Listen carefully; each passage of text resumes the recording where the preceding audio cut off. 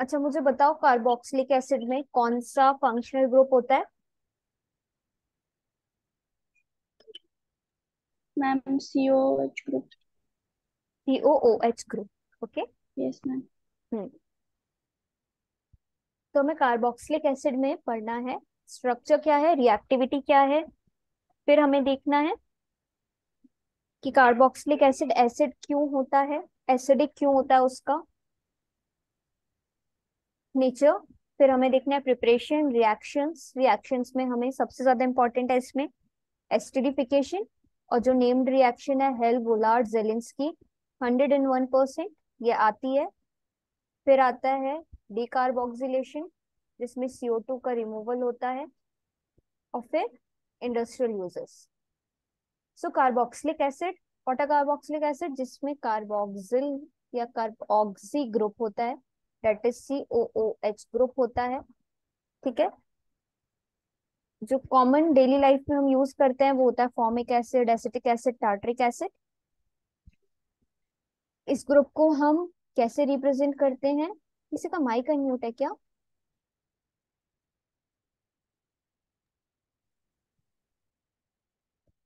और किसी का भी है आई थिंक।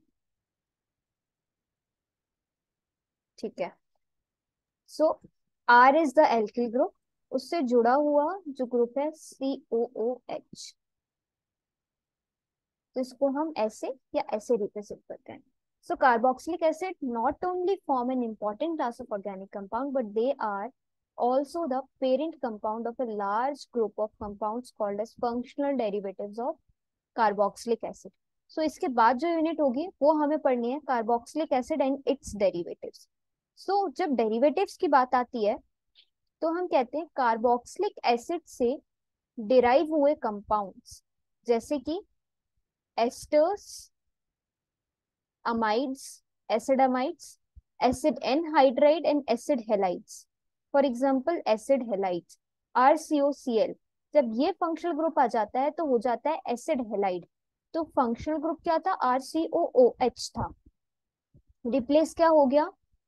जब HCl का एडिशन हुआ तो H इसके साथ मिलके वाटर से रिमूव हो गया और Cl यहाँ आ गया, इसलिए भी से derivative of carboxylic acid. Yes, समझ आ रही है बात? Yes ma'am. Hmm. Now the structure and the reactivity and the nomenclature. So common names, जैसे अभी मैंने फर्स्ट ईयर को बताया why IUPAC name is there, क्योंकि IUPAC नेम इसलिए दिया हुआ है, जैसे आप मैंगो को मैंगो बोलोगे तो पूरी वर्ल्ड में कहीं भी चले जाओगे, जरूरी नहीं है मैंगो नेम से पता चल जाए कि मैंगो आम को ही बोलते हैं। ठीक है, बहुत सारे अलग अलग लैंग्वेजेस होती हैं, सबको नहीं पता चलता कि कॉमन नेम से कि उसका स्टैंडर्ड नेम क्या है। इसलिए IUPAC जो है, international union of pure and applied chemistry के according standard names are given for a compound. क्यों? कि कहीं पे भी आप किसी भी पार्ट में चले जाओ वर्ल्ड के, किसी भी साइंटिस्ट के नाम पे नाम के किसी भी साइंटिस्ट के सामने आप जब IUPAC नेम बोलोगे तो वो समझ जाएगा कि आप किसकी बात कर रहे हो सकता है आप कॉमन नेम बोलो तो वो ना समझ पाए, इसलिए IUPAC नेम दिए गए। सो IUPAC नेम क्या है कार्बोक्सिलिक एसिड के? For example, there is only the first member जो होता है कार्बोक्सिलिक एसिड का, वो होता है मिथेनोइक एसिड। इसका कॉमन नेम है formic acid. So IUPAC name is methanoic acid. If two carbons are there, now how to count carbons? आपको कार्बन चेन में जो एसिड ग्रुप है उसको इंक्लूड करके काउंट करना है। Okay. So this is ethanoic acid. Now 1, 2, 3. This is propanoic acid. 1, 2, 3 and 4. Butanoic acid. इन सब के कॉमन नेम भी साथ में देखते जाओ। सो आपको मिथेनोइक एसिड का कॉमन नेम याद रखना है, ये क्योंकि ये बेसिक है। Formic acid. इथेनोइक एसिड का याद रखना है एसिटिक एसिड। कुछ कुछ के नेम भी करस्पॉन्डिंग है, जैसे प्रोपेनोइक एसिड IUPAC नेम है, propionic acid is the common name. Now butanoic acid, butyric acid, pentanoic acid, hexanoic acid. Now this goes to the long, जितने ज्यादा कार्बन एटम अकॉर्डिंगली उसका नेम। ठीक है। Now palmitic acid, palmitic acid use होता है soap preparation में भी। सो palmitic acid क्या है? Hexadecanoic acid. Now how many carbon atoms? 14, 15, 16. 16 carbon atoms. Here how many? 16, 17, 18. So octadecanoic. ठीक है. Dec means 10, oct means 8. So 10 plus 8, 18. Dec means 10, hex means 6. So 10 plus 6, 16. इसलिए हेक्साडेकेनोइक acid. Yes, समझ आ रहा है यहाँ तक सबको? Yes, ma'am. Yes, ma'am. Yes. Yes Gaurav, mute करो अपना mic. Now aliphatic acids having 14 or more carbon atoms, 14 या 14 से ज्यादा, they are known as fatty acids because many of them were first obtained by the hydrolysis of fats in the oils or the vegetables. So carbon atoms, aliphatic carbon atoms मतलब straight chain जो carbon होती है, straight carbon chain जो होती है उसको हम aliphatic chain कहते हैं.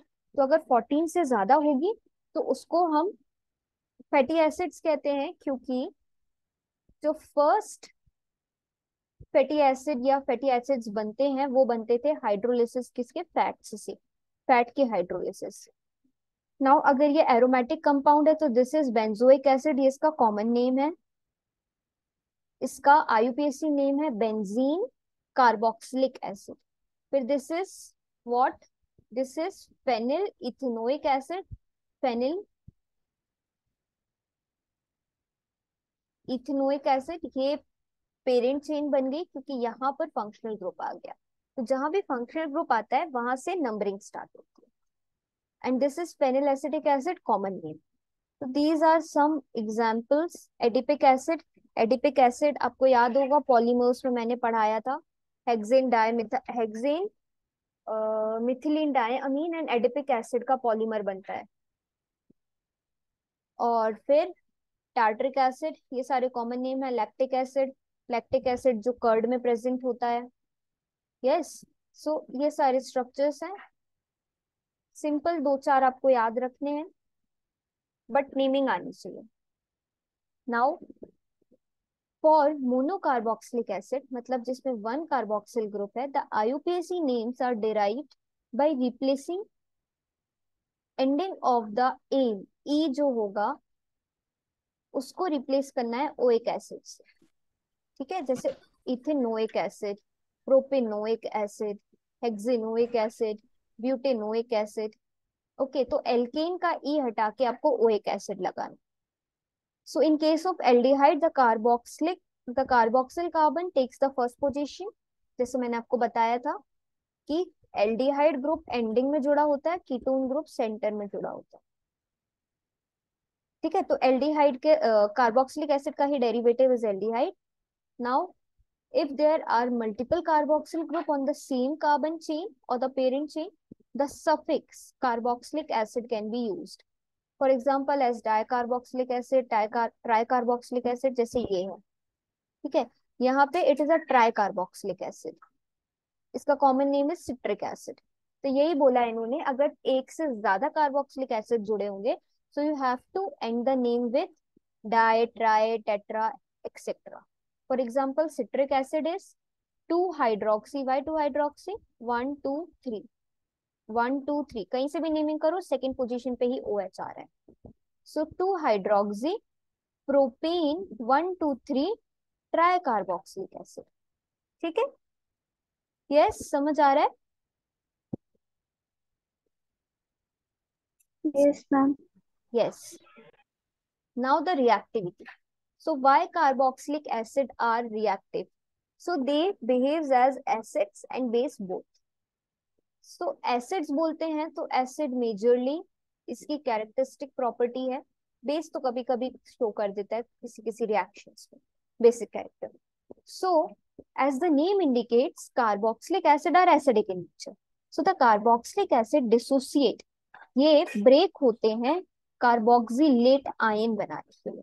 सो व्हाट हैपेंस इज, ये H इसके पास जाके हाइड्रोनियम आयन की तरह रिलीज हो जाता है और ये जो स्पीशीज बनती है ये अपना इलेक्ट्रॉन पेयर ले लेती है और ये नेगेटिव आ जाता है इस पे, and this structure is known as carboxylate ion. ठीक है, नाउ दिस कार्बोक्सिलेट आयन का रेजोनेंस है, it exist in the resonance. ठीक है, resonance means there is delocalisation of electron. अब इस डीलोकलाइजेशन के कारण क्या होता है देखते हैं। मैंने क्या बताया था, डीलोकलाइजेशन के कारण क्या आता है कंपाउंड में, किसी को पता है, याद है?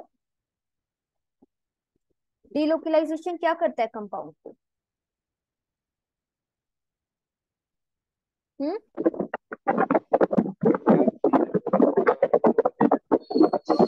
यस श्याम, म्यूट करो। आंसर दे रहे थे तो चैट बॉक्स पे लिखो, क्योंकि वॉइस बहुत ब्रेक हो रही है। यस, डीलोकलाइजेशन क्या करता है?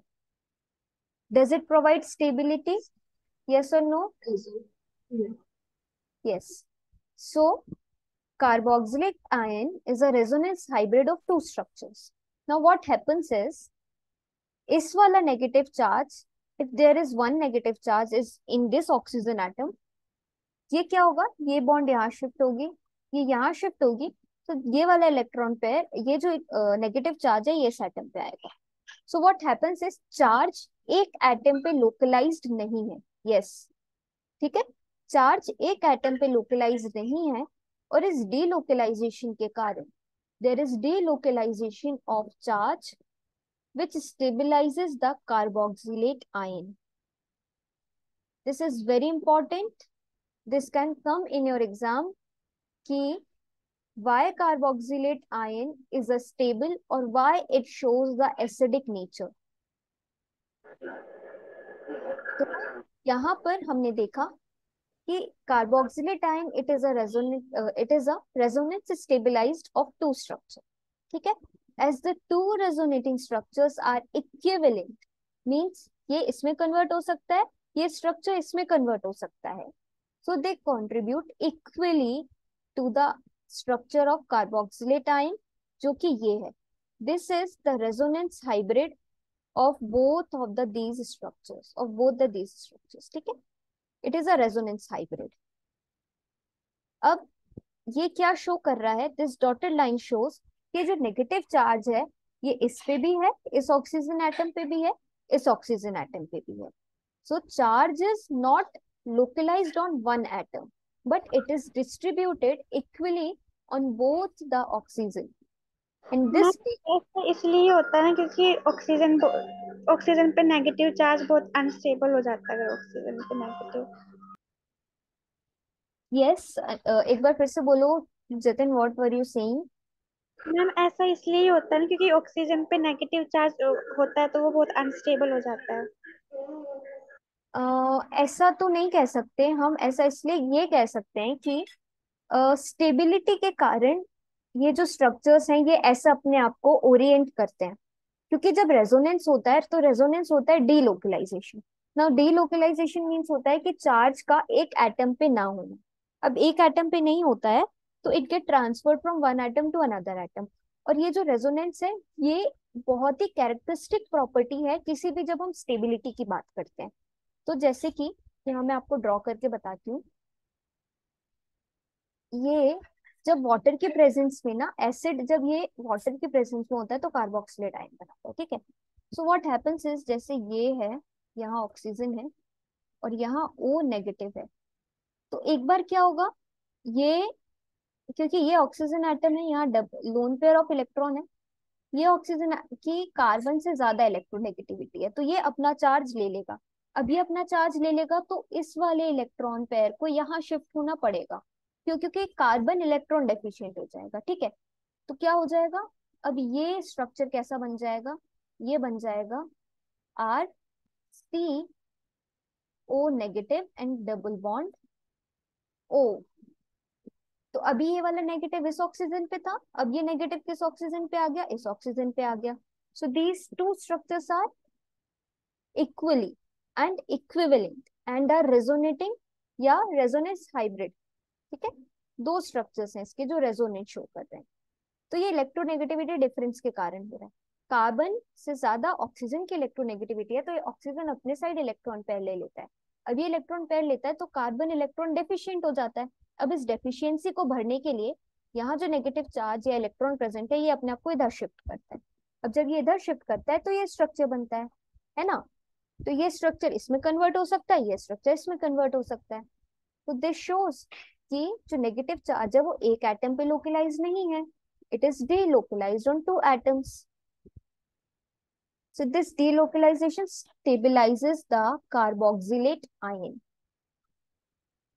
Yes, समझ आ रहा है?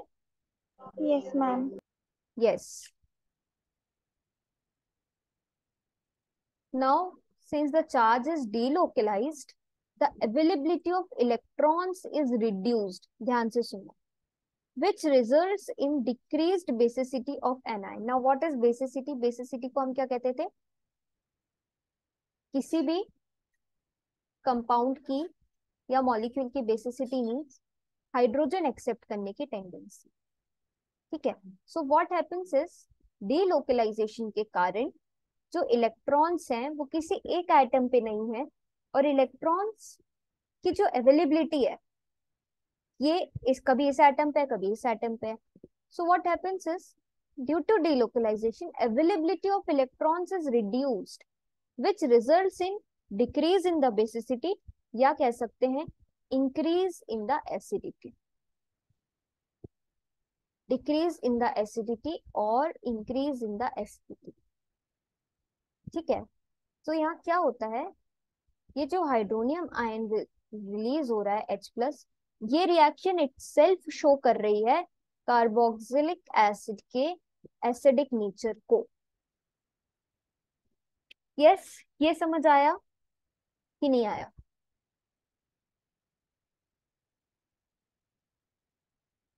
हाँ, आ रहा है कि नहीं आ रहा है समझ? यस और no?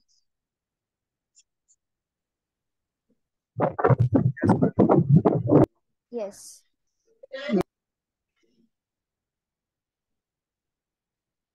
Yes, Zainab, Vansh, Tanuja, Simran, Shyam, Priya, Jatin, Gaurav, Anisha, GK.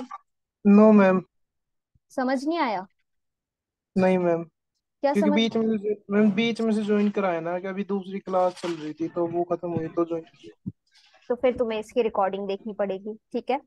इसकी रिकॉर्डिंग देख लेना यूट्यूब पर। मैम ये रिकॉर्डिंग कहाँ पे सेंड होगी, कहाँ ये से मिलेगी?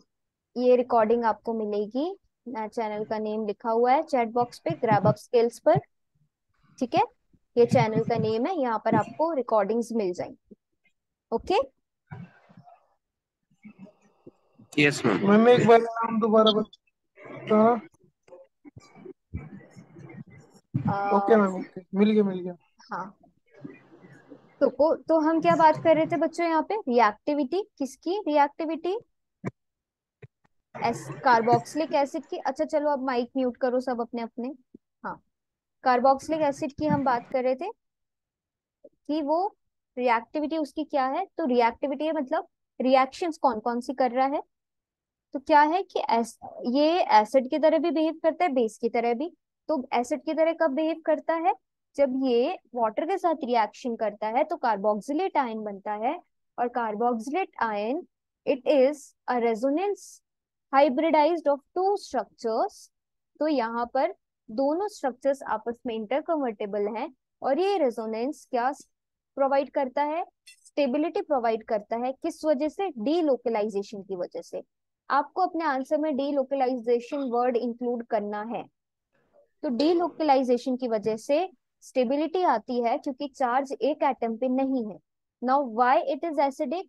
एसिडिक इसीलिए, और बेसिक क्यों नहीं है, और एसिडिक क्यों है? तो एसिडिक इसलिए है क्योंकि इलेक्ट्रो जो हाइड्रोजन है ये रिलीज हो रहा है हाइड्रोनियम आयन के फॉर्म में। और बेसिक इसीलिए नहीं है क्योंकि बेसिसिटी का मतलब होता है कोई भी कंपाउंड की टेंडेंसी हाइड्रोजन को एब्स्ट्रैक्ट करने की या हाइड्रोजन से रिएक्शन करने की, that is basicity. So what happens is electrons की जो अवेलेबिलिटी होती है वो डीलोकलाइजेशन के कारण कम हो जाती है, जो कि बेसिसिटी को कम करते हैं, या इसको ऐसे बोल सकते हैं एसिडिटी को बढ़ाते हैं।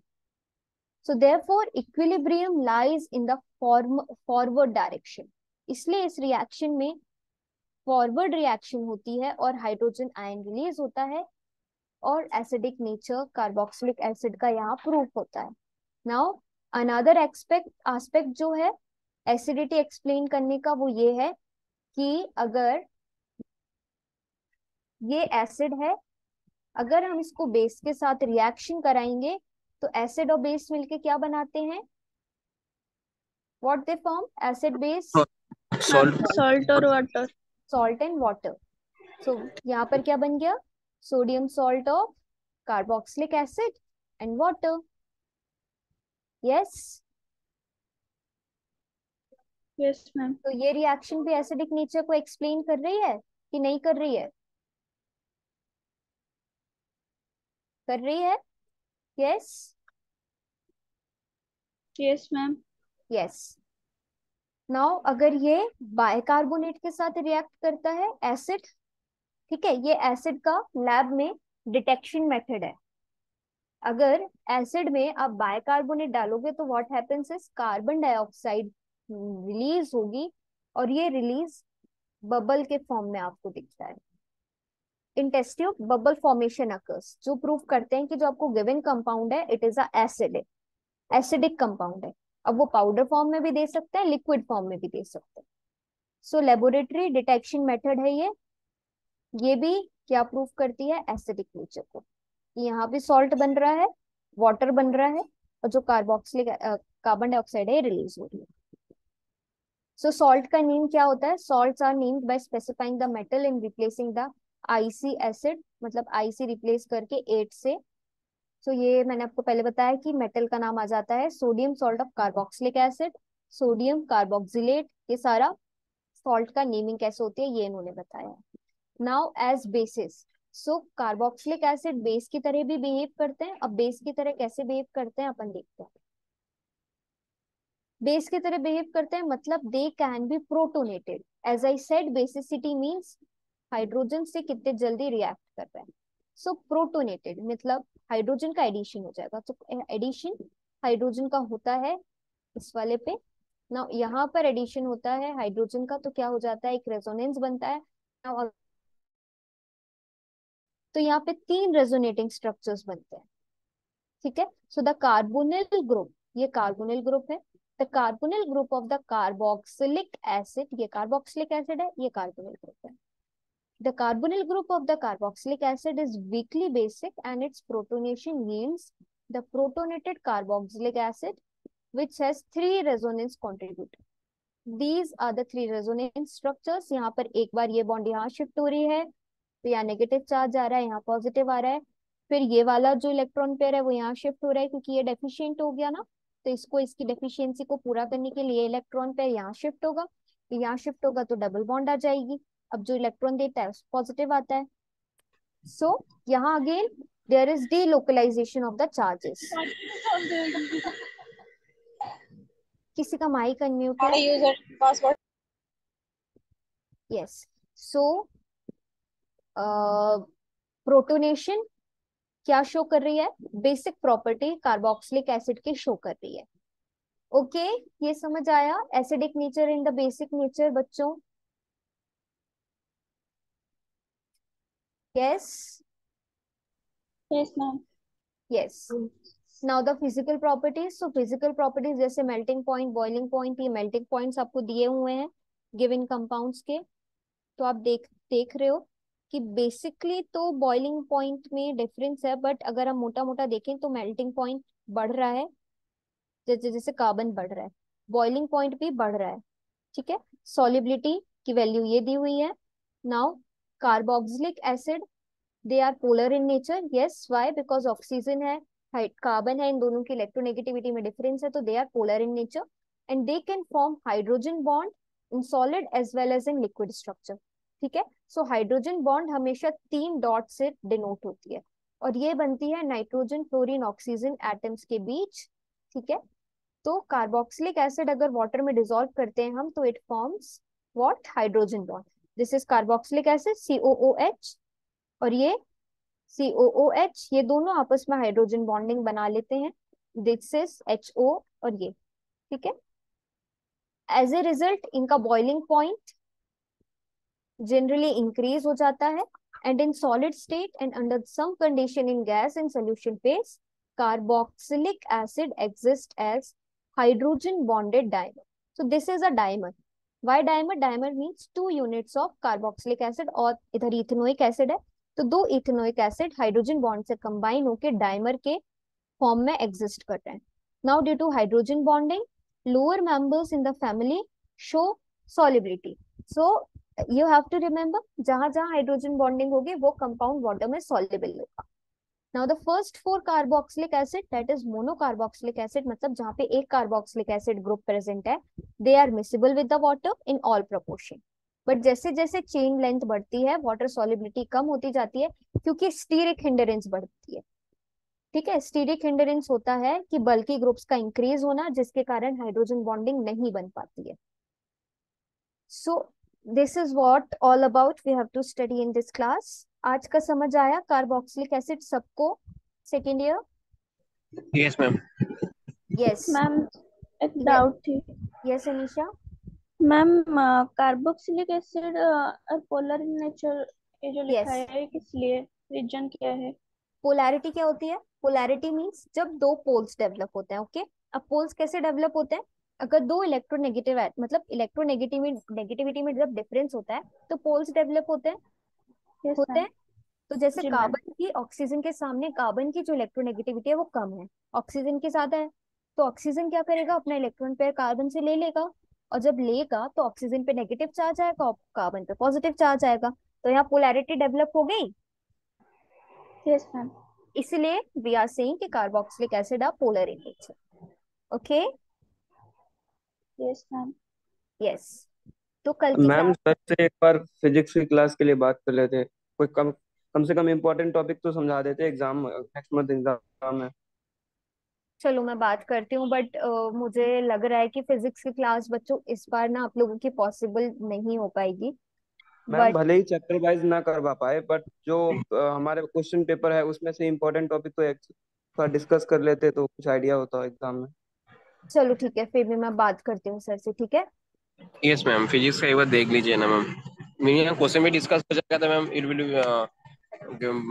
Good for us for the preparing for the yeah exam.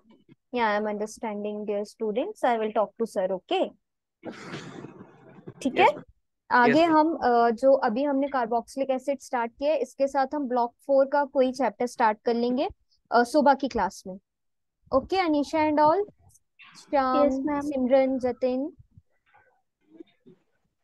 ठीक है। टाइमिंग क्या होगी सुबह की क्लास की में? सुबह की क्लास की आपकी टाइमिंग वही है, 8:30। ओके। ओके।